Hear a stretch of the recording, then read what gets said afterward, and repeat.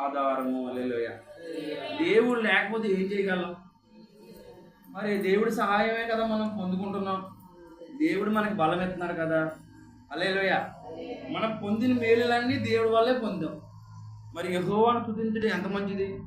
92వ కీర్తనలో ఏముందండి? యెహోవాను స్తుతించడం ఎంతో మంచిదని ఉంది. హల్లెలూయా. యెహోవాను స్తుతించడం మంచిదని ఉంది. హల్లెలూయా.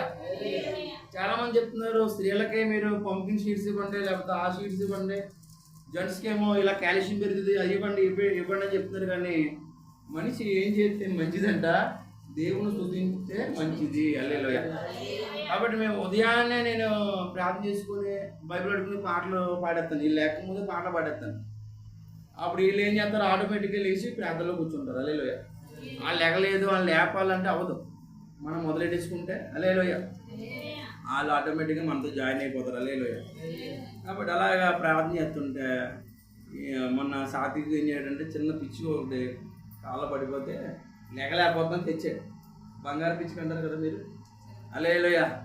చిలకతో పాటు దాని జతకి ఆ పిచ్చికి తీసుకొస్తే అది ఇది కలిపి ఉంటున్నాయి. హల్లెలూయా.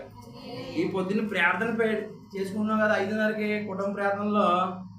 ఇప్పుడు ఎవరు జాయిన్ అయ్యారని నేను పాటలు పాడుతుంటే పిచ్చికి కూడా జాయిన్ అయ్యింది. ఇప్పుడు మన మధ్యలో పొట్టు పిచ్చికి ఉంది కదా. హల్లెలూయా. అది కంజరి కొడుతుంటే నాకు అదే గుర్తొచ్చింది. హల్లెలూయా. దేవుని మహిమ కలిగినగా ఉదయం ఇంకా ప్రారంభం కాకముందే తెల్లవారుజామునే దేవుని స్తుతించడం ఎంతో మంచిది. హల్లెలూయా.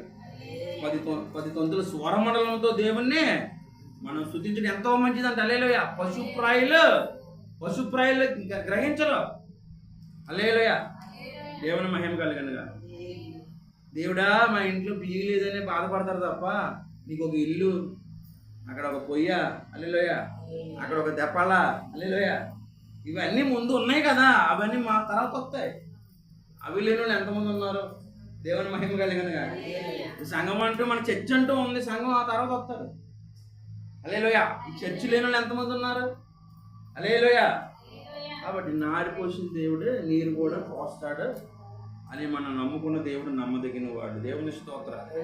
కాబట్టి అన్ని విషయాల్లో మనకు తోడైన దేవునికి మనం ఎల్లప్పుడూ కీర్తనలు పాడాలి, స్తుతులు చెల్లించాలి. దేవునికి మహిమ కలుగును గాక. హల్లెలూయా. ఎప్పుడు ఆరాధన మర్చిపోకుండా